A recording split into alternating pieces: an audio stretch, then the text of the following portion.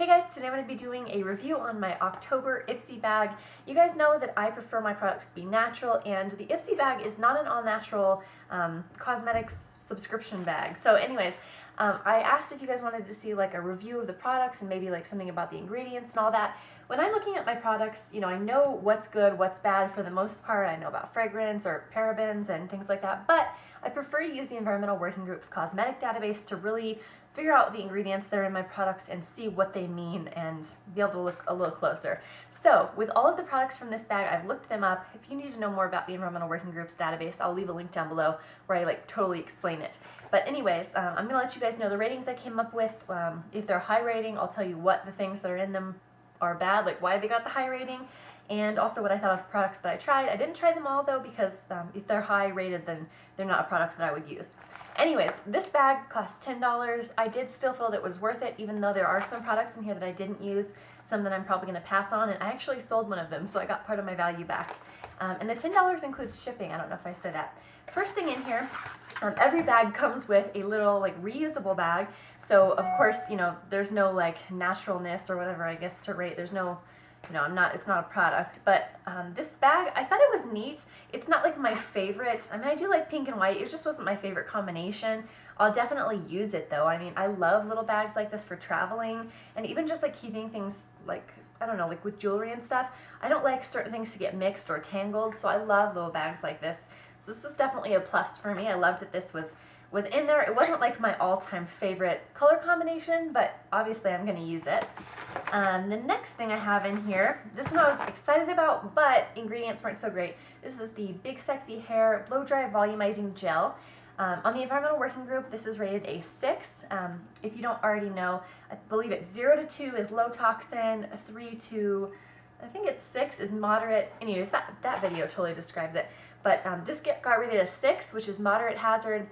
I really don't like my products to be moderate hazard. Every once in a while, depending on the product, I will use something that's higher up. I just didn't feel, I didn't want to use it. Anyways, the high rating things were fragrance, which they rated 8 because it has synthetic fragrance. It also had lilial or butylphenyl methylpropionol. I'm not sure how to say that. Anyways, that rates a 7. It has concerns of endocrine disruption, allergies, immunotoxicity, geranoil, I'm not sure how to say it, but that rated a 7, and there was quite a few other things that also rated a 7 in here.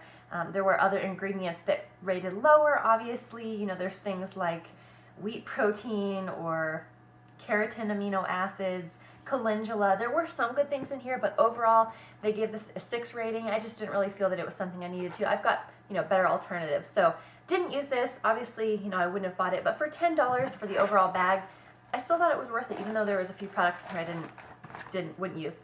The next product is the Be Delectable by Cake Beauty Vanilla and Cream Hand Cream. And let's see, this one rated a 4 from the Environmental Working Group, so it's a little bit lower, but it's still not in low toxin. This one, the highest thing on there was fragrance, synthetic fragrance, which rated an 8. I really try to stay away from fragrance just in everything we use, unless it's like a natural fragrance, like an essential oil. So I didn't use this either. The other thing on here that was high was the triethanolamine. It rated a 5. Just a few things that I didn't really like. Also dimethicone, which it gets a rating of a 3, that specific ingredient. Dimethicone is like a skin protectant, but ecotoxicology and organ system toxicity is the concern with that specific ingredient. So I didn't use this. I know a lot of people really liked the smell of these, but it is synthetic, so didn't use this one. Next thing I actually don't have because I ended up selling it was the Buxom Lip Gloss. I was so excited about that product just because I've heard a lot of things about it. A lot of people really love those, but my custom label, if a product's not listed on the Environmental Working Group, you can put in all the ingredients, like copy and paste into like a custom label, and it will rate all of those things.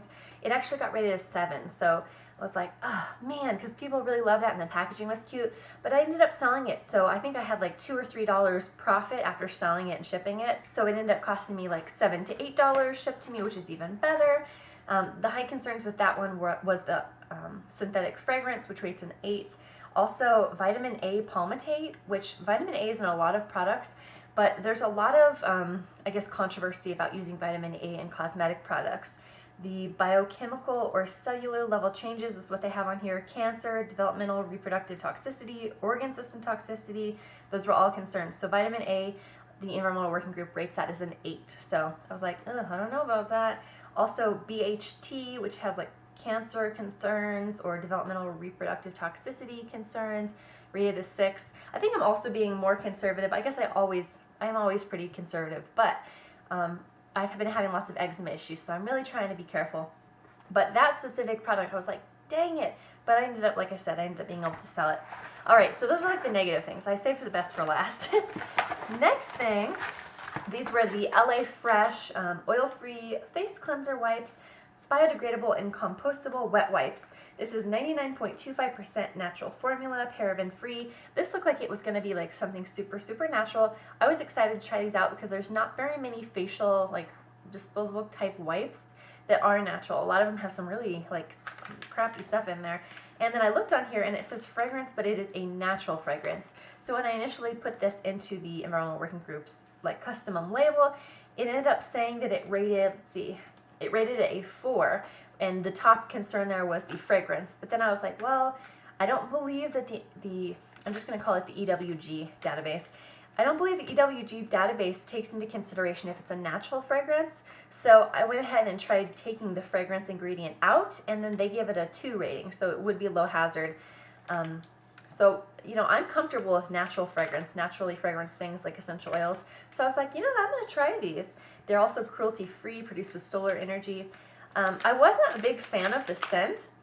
I'm not exactly sure what you would call it. It's kind of like, I don't know, I guess it's a bright scent, but I just don't really like that. I don't know, something about it I wasn't a big fan of. It has some interesting ingredients: aloe, cucumber, papaya, pineapple, marshmallow, jojoba, vitamin C and vitamin E. I was excited, but it didn't really do a very good job taking off my makeup. And even though I use like not waterproof, what do you call that? Just regular mascara, it would take quite a bit of it off, but then it would leave a bunch of it like down here. And I do not scrub my eye area because I don't want to get like, you know, premature wrinkles and all that stuff. Or I don't want to be like scrubbing that into my eyes. And, you know, coconut oil or any other sort of oil will easily take that away. So I was like, I know it doesn't say like eye cleanser wipes, it says just face cleanser.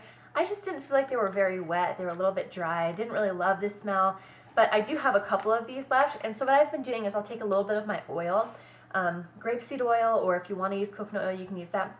Just use your oil, or olive oil works great too. I've been using that. You can just do the oil, and then I end up just taking this and wiping it away with that, because coconut oil washes out easily, like if you have it in a washcloth with warm water, but some of the other oils like olive oil don't want to wash out that easy. I've been trying to avoid coconut a little bit too, just because of the eczema, and I'm testing out different things. But this is nice because I can just wipe it over after the oils kind of dissolved in my makeup, and then these I can actually throw away and they're compostable. So I really like being able to have these and try them out. I don't use them for like an all-over face wipe though. I just don't feel like my face gets that clean. I really need that like whole water experience. Long story short, I probably wouldn't buy these, but I did like to try them out. Okay, last thing in the bag is a Zoya nail polish. Best for last. I love this stuff. I'm actually going to give you guys a close-up because I love it so much. This is like, I called it in my unboxing a mermaid's tail green. It's beautiful, and I know it's just, I don't know what it is about it. I know it's like, you know, not the typical color that people would wear every single day, but for fall and like winter, I think this is gorgeous.